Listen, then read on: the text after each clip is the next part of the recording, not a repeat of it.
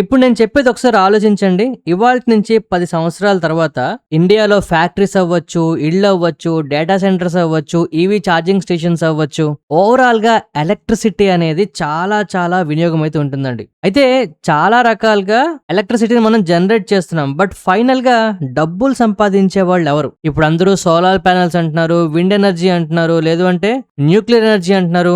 ఎలాగటా అవ్వనివ్వండి. ఎలాంటి కంపెనీస్ మనకి డబ్బులు సంపాదించి పెడతాయనేది ఇవాల్టి వీడియోలో డిస్కస్ చేద్దాం. అండ్ ఇక్కడ నా పాయింట్ ఏంటి అంటే, ఒక పెద్ద ఇండస్ట్రీ లేదా ఒక పెద్ద బూమ్ మార్కెట్ లో వచ్చినప్పుడు ఆబ్వియస్ గా అందరూ గుర్తించే టైంకి అందులో విన్నర్స్ మనకి నోటెడ్ గా రెడీగా ఉంటారండి. కానీ ప్రాబ్లం ఏంటంటే అందులో వెల్త్ అప్పటికే జనరేట్ అయిపోయి ఉంటుంది. విన్నర్స్ మనకు కనబడ్డారు అంటేనే ఆల్రెడీ అక్కడ వెల్త్ జనరేట్ అయిపోయిందని అర్థం. సో ఇవాళ మనం మాట్లాడుకునే కంపెనీ ఇంకా ఎర్లీ స్టేజ్ లో అయితే ఉందండి. మనకి ఫ్యూచర్ ఇంకా అన్సర్టైన్ గానే కనిపిస్తుంది. కానీ వీళ్ళ దగ్గర ఆపర్చునిటీస్ అబండెన్స్ గా ఉంటాయన్నమాట. సో అలాంటి ఒక కంపెనీ గురించి ఇవాళ మాట్లాడదాం. మల్టీ బ్యాగర్ అయిపోతుందో లేదో నాకు తెలియదు, కానీ ఇవాళ నేను చెప్పిన విషయం వింటే మాత్రం ఖచ్చితంగా మీరు మీ ఇన్వెస్టింగ్ తలక అప్రోచ్ ని కూడా మార్చుకుంటారు. అంత ఇంపార్టెంట్ విషయం మనం మాట్లాడదాం. సో మనం ఎలక్ట్రిసిటీ గురించి మాట్లాడుకుంటున్నాం కనుక ప్రతి ఒక్కళ్ళు సోలార్ గురించి మాట్లాడతారండి. కానీ చాలా కొంతమంది మాత్రమే ఈ సోలార్ ఇండస్ట్రీని అర్థం చేసుకున్న వాళ్ళు ఉంటారు. ప్రతి ఒక్కళ్ళు కూడా సోలార్ ఫ్యూచర్ గురించి మాట్లాడేసే వాళ్ళే. అయిపోయింది సోలార్, ఇంకా దీంట్లో గ్రోత్ ఉండదు అని.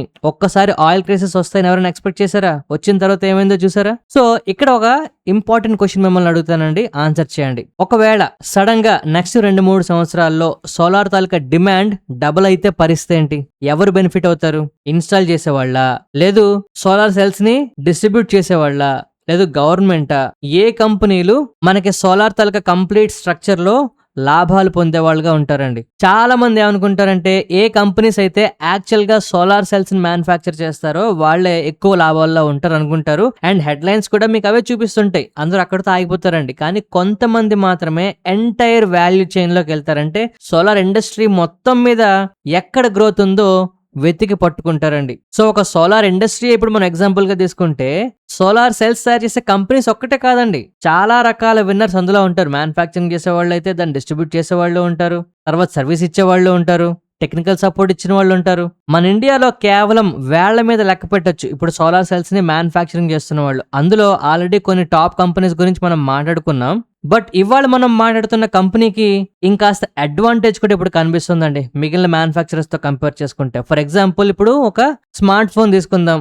స్మార్ట్ ఫోన్స్ అందరూ తయారు చేస్తారు, కానీ అందులో ఉండే ప్రాసెసర్ అది చాలా ఇంపార్టెంట్. అలాగే ఇప్పుడు సోలార్ సెల్స్ అందరూ మ్యానుఫ్యాక్చర్ చేసేస్తున్నారండి. కానీ ఇప్పుడు ఏమవుతోంది, మన ఇండియాలో సోలార్ తాలూకా డిమాండ్ డబుల్ అయి కూర్చుంది. ఇందాక క్వశ్చన్ అడిగాను కదా, అది నిజమండి. ఇప్పుడు మన ఇండియాలో గవర్నమెంట్ దగ్గర నుంచి సబ్సిడీ రావాలి అంటే ఆ సోలార్ సెల్స్ వాడినవి ఖచ్చితంగా ఇండియాలోనే తయారవ్వాలి. వేరే కంపెనీస్ తయారు చేస్తే ఒప్పుకోవట్లేదు. సో మనకి డిమాండ్ ఎక్కువ ఉంది, సప్లై తగ్గిపోతుంది. ఎగ్జాక్ట్లీ ఈ విషయాన్ని ఇవాళ మనం మాట్లాడుకుంటున్న కంపెనీ ఒక ఛాలెంజ్ గా తీసుకుంటుంది. సో రేపు పొద్దున్న మన ఇండియాలో ఏవైతే సోలార్ తాలూకా అంబిషన్స్ ఉన్నాయో అవి నిజమవుతున్నప్పుడు హార్ట్ ఆఫ్ ద ఇండస్ట్రీ ఎవరైతే మ్యానుఫ్యాక్చరింగ్ చేస్తున్నారో, ఎస్పెషల్లీ కరెక్ట్ టైం కి ఎవరైతే అందించగలుగుతున్నారో సోలార్ సెల్స్ ని, వాళ్ళకి చాలా చాలా ప్రాఫిట్లు ఉంటాయండి. ఇక్కడ దీని గురించి ఎందుకు మాట్లాడుతున్నానంటే, ఈ కంపెనీకి సంబంధించి కొన్ని నెంబర్స్ ఉన్నాయండి. ఆ నెంబర్ చూసిన తర్వాత నాకు కూడా చాలా ఇంట్రెస్ట్ అయితే వచ్చింది. ఇవాళ మనం మాట్లాడుకుంటున్న కంపెనీ 10.3 గిగావాట్ మాడ్యూల్ కెపాసిటీ, అంటే సోలార్ మాడ్యూల్స్ ని వీళ్ళు మెయింటైన్ చేస్తున్నారండి. అలాగే 2.94 గిగావాట్ సెల్ కెపాసిటీని. కానీ ఈ కంపెనీ తలక మేనేజ్మెంట్ వాళ్ళు ఏం చెప్తున్నారు, అప్రాక్స్ గా 16.3 గిగావాట్ కి మాడ్యూల్స్ లోని 8.9 గిగావాట్ సెల్స్ కెపాసిటీలోని మేము రీచ్ అవుతాము అని చెప్తున్నారు. అంటే ఇక్కడ కెపాసిటీ 10%, 20%, 30% కాదండి, ఒక కంప్లీట్లీ డిఫరెంట్ స్కేల్లో వీళ్ళు అటెంప్ట్ చేస్తున్నారు, టార్గెట్ చేస్తున్నారు. ఎప్పుడైతే మేనేజ్మెంట్ ఇంత పెద్దగా టార్గెట్లు ఇస్తుందో మనం ఖచ్చితంగా కొంత అటెన్షన్ అయితే వాటి మీద చూపించాలండి. ఎందుకంటే అవి ఖచ్చితంగా జరిగిపోతాయని కాదు, బట్ ఇంత కెపాసిటీ జరుగుతూ ఉంటే ఖచ్చితంగా గ్రోత్ ని మనం పట్టుకోవడానికి అవకాశం ఉంటుంది. కనుక ఇప్పుడు కంపెనీ వాళ్ళు 100 రూపాయలు సంపాదిస్తామంటే 100 సంపాదించవచ్చు, 150 సంపాదించవచ్చు, లేదా 80 రూపాయలు సంపాదించవచ్చు. బట్ స్టిల్ 80 సంపాదించినా 150 సంపాదించినా మనకి గ్రోత్ కి అక్కడ అవకాశం ఉంది కనుక ఆ ఆపర్చునిటీని మనం ఖచ్చితంగా స్టడీ చేయాలి. అయితే ప్రస్తుతానికి ఈ కంపెనీ తాలూకా స్టాక్ ప్రైస్ చూస్తే రీసెంట్ టైమ్స్ లో పికప్ అయితే అవడం స్టార్ట్ అయిపోయిందండి ఆల్రెడీ. కానీ ప్రాబ్లం ఏంటంటే ఈ కంపెనీ తాలూకా స్టాక్ ప్రైస్ చూస్తే ఈ కంపెనీకా ఇంత ఆపర్చునిటీ ఉందా, నిజమేనా ఇది, అసలు ఈ కంపెనీకి అంత సీన్ ఉందా అనిపిస్తుంది. ఎందుకంటే ఈ కంపెనీ వాళ్ళు చెప్పే నంబర్స్ 16 గిగావాటు, 8.9 గిగావాటు, అసలు ఈ కెపాసిటీ రావాలంటే కంపెనీ తాలూకా స్టాక్ ప్రైస్ ఎక్కడో ఆకాశంలో ఉండాలి. ఇది మాత్రం ఇంకా ఇప్పుడిప్పుడే స్టార్ట్ అవుతుందండి. అంటే మార్కెట్ లో చాలా మందికి డౌట్స్ ఉన్నాయి. ఇంకా వెల్త్ జనరేట్ అవడం స్టార్ట్ అవుతుంది ఇప్పుడిప్పుడే. రీసెంట్ గానే కంపెనీ ఐపీఓ కూడా వచ్చిందండి. అంటే మన ఇండస్ట్రీలో చాలా మందికి దీని తలక హిస్టరీ లిమిటెడ్ గా ఉంది, అందుకే డౌట్స్ ఉన్నాయన్నమాట. అండ్ ఎక్కువ మంది సోలార్ అనగానే ఏం చెప్తున్నారు, చైనా నుంచి కాంపిటీషన్ వచ్చేస్తుంది అనుకుంటున్నారు. ఎగ్జిక్యూషన్ రిస్క్ ఎప్పుడు ఉంటుంది, ఎక్స్పాన్షన్ రిస్క్ చాలా ఖర్చుతో కూడుకున్నది. అండ్ ఆనెస్ట్లీ ఇలాంటి పెద్ద పెద్ద కన్సర్న్స్ ఉన్నప్పుడు మార్కెట్ లో ఎందుకు ఇంకా ఇప్పటికే చాలా కంపెనీస్ చూసాం కదా, దీనికి కూడా ఎందుకు వాల్యూ ఇస్తుందని చెప్పి చాలా మంది అడగచ్చు. ఇక్కడే ఒక హిడెన్ పాయింట్ అయితే ఉందండి. ఎప్పుడైతే ఎవరు పట్టించుకోరో, ఎప్పుడైతే కంపెనీస్ కి ఆపర్చునిటీస్ క్లియర్ గా కనిపిస్తుంటాయో అది కరెక్ట్ టైం అన్నమాట. ఇక్కడ మనం మాట్లాడుకోవాల్సిన హిడెన్ పాయింట్ ఏంటి అంటే, మీకు ఒక సంథింగ్ పవర్ఫుల్ ఒక విషయం చెప్తాను చూడండి. చాలా కంపెనీస్ ఇంక్లూడింగ్ పెద్ద కంపెనీస్ అవ్వచ్చు, చిన్న కంపెనీస్ అవ్వచ్చు, ఆల్రెడీ సక్సెస్ అయిపోయిన కంపెనీలు కూడా కన్సిస్టెంట్ గా వాళ్ళకి అవసరమైనప్పుడల్లా డబ్బులు రిపీటెడ్ గా రైజ్ చేస్తుంటారండి. వాళ్ళ దగ్గర షేర్ హోల్డింగ్స్ అమ్ముకోనో, లేదు అంటే మోర్ షేర్స్ ఇచ్చో, లేదు అంటే అప్పులు తీసుకొనో, ఇంకా అలాగ డబ్బులు కావాలి మేము ఎక్స్పాండ్ చేస్తామని అడుగుతూనే ఉంటారు. కానీ ఇవాళ మనం మాట్లాడుకుంటున్న కంపెనీ చాలా డిఫరెంట్ పొజిషన్ లో ఉందండి. ఈ కంపెనీకి అసలు అప్పులే లేవు, నెగ్లిజిబుల్. బ్యాలెన్స్ షీట్ చాలా స్ట్రాంగ్ గా ఉంది. మేనేజ్మెంట్ వాళ్ళు చాలా ఫోకస్డ్ గా ఉన్నారు ఎగ్జిక్యూషన్ మీద. జనరల్ గా ఐపీఓకి వచ్చిన కంపెనీలు సర్వే అవ్వడానికి ట్రై చేస్తుంటే మార్కెట్ లో ఇలాంటి సెక్టర్ లో, సోలార్ లాంటి సెక్టర్ లో. కానీ వీళ్ళు ఏం చేస్తున్నారండి, ఫుల్ స్కేల్ గ్రోత్ కోసం ట్రై చేస్తున్నారు. కానీ అందరికి వచ్చే డౌట్ ఏంటంటే, ఇంత గ్రోత్ రావాలంటే డబ్బులు కావాలి కదా, వీళ్ళు గ్రోత్ ని ఎలాగ ఫండ్ చేస్తున్నారని. ఇక్కడ అసలైన ఆన్సర్ ఏంటంటే, ఇంతవరకు మనం సోలార్ గురించి మాట్లాడుకున్నాం కదా, ఈ కంపెనీ సోలార్ గురించి కాదండి. అసలు స్టోరీ సోలార్ కాదు. ఎస్పెషల్లీ నేనైతే నా వరకు ఇది సోలార్ కాదు అనుకుంటున్నాను. ఎందుకంటే ఇది ఒక మ్యానుఫ్యాక్చరింగ్ స్టోరీ కింద నేను చూస్తున్నానండి. చిన్న కంపెనీ నుంచి పెద్ద కంపెనీగా స్కేల్ అవ్వడానికి, లేదు అంటే వాళ్ళ తలక కెపాసిటీని ఖచ్చితంగా మార్కెట్ లో ప్రూవ్ చేసుకోవడానికి, వాళ్ళ తలక క్యాపబిలిటీని చూపించడానికి వీళ్ళు రెడీ అవుతున్నారు. ఎందుకంటే సోలార్ ఏంటంటే కేవలం టైల్ విండ్స్ మీద రన్ అవుతుందండి. గవర్నమెంట్ సపోర్ట్ చేస్తే పెరుగుతాయి, లేదంటే పడిపోతాయి. ఇండియాలోనే one of the important manufacturing assets కింద అయితే వీళ్ళు మారబోతున్నారు. అది ఇంపార్టెంట్ అండి మనం చదవాల్సింది. ఒక క్వార్టర్ కి, నెక్స్ట్ మంత్ కి కాదు, నెక్స్ట్ డెకేడ్ కి. నేను చెప్పే జాగ్రత్తగా వినండి. నెక్స్ట్ 2-3 ఏళ్లలో గ్రోత్ చూపిస్తే, నెక్స్ట్ ఆ తర్వాత వచ్చే 5-6 ఏళ్లలో అక్కడ వెల్త్ జనరేట్ చేయడానికి మనకి ఇలాంటివి పనికొస్తాయి అనమాట.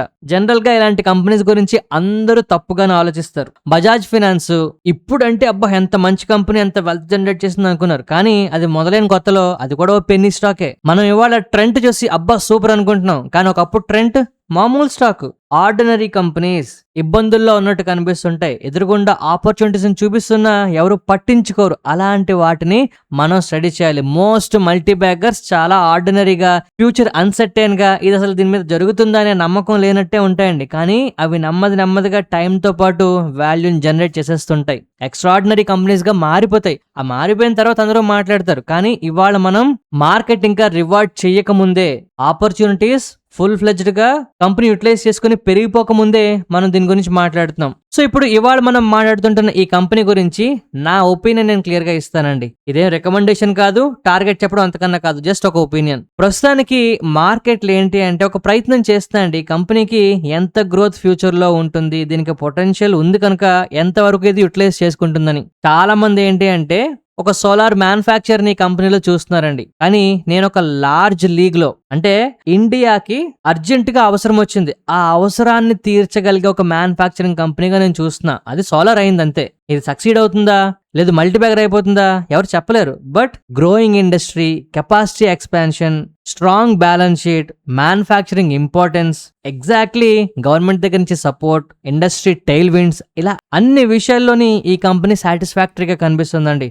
అందుకే దీన్ని మనం సీరియస్ గా స్టడీ చేయాలని నేను చెప్తున్నా. సో ఇక్కడ మనం నేర్చుకుంటున్న రియల్ లెసన్ ఏంటి అంటే, మనం ఒక కంపెనీ, మ్యానుఫ్యాక్చరింగ్ కంపెనీ గురించి చదువుతున్నాం, సోలార్ గురించి కాదు. సో ఒక మ్యానుఫ్యాక్చరింగ్ కంపెనీకి ఇన్వెస్ట్మెంట్ చేయాలి అంటే ఎటువంటి పారామీటర్స్ చూడాలో అవన్నీ మనం చెప్పుకున్నామండి. చాలా మంది ఏంటి అంటే ఒక ఇండస్ట్రీని చూస్తారు, అయిపోయిందని వదిలేస్తారు. కానీ మనం ఏం చేస్తున్నాం, ఆ ఇండస్ట్రీ తలక సెర్టైనిటీ ఎంతవరకు ఉంది, నెక్స్ట్ 2 ఏళ్ల 3 ఏళ్ల, దానికి గవర్నమెంట్ దగ్గర నుంచి సపోర్ట్ ఉందా, ఇండస్ట్రీ టైల్ విండ్స్ ఉన్నాయా, అన్ని మనం చూస్తున్నామండి. సో రియల్ క్వశ్చన్ ఏంటి అంటే, ఇది మల్టీబ్యాగర్ అయిపోతుందా కాదా అని కాదు. రియల్ క్వశ్చన్, మనం ఐడెంటిఫై చేసి దాంట్లో గ్రోత్ ని ట్రాక్ చేస్తున్నామా లేదా, అందరికన్నా ముందు మనం ట్రాక్ చేసినా దాని తర్వాత అందరితో పాటు హోల్డ్ చేస్తున్నామా లేదా అని మనం చూడాలి. సో ఇవాళ నుంచి నెక్స్ట్ 5 ఏళ్ల పాటు ఈ కంపెనీని స్టడీ చేసి ఫాలోఅప్ చేస్తే ఖచ్చితంగా 5 ఏళ్ల తర్వాత అందరూ మాట్లాడతారా ఇది వెల్త్ జనరేట్ చేసిందని, కానీ ఆ వెల్త్ జనరేట్ చేసిన వాళ్ళలో మనం ఉండాలండి.